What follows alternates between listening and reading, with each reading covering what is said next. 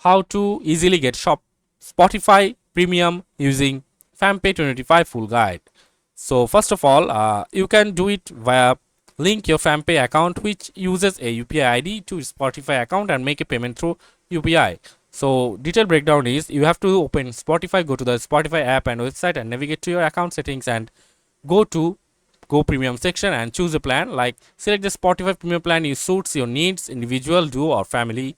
Choose pay by UPI or a similar option for UPI payment, and you will need to enter the UPI ID associated with your Fampay account. This is the ID linked to your bank account, and after that Spotify will send a payment authorization request to your API app, which is Fampay. Open the Fampay app and approve the pending request. And once the payment is authorized, the purchase should be complete and you will have Spotify Premium.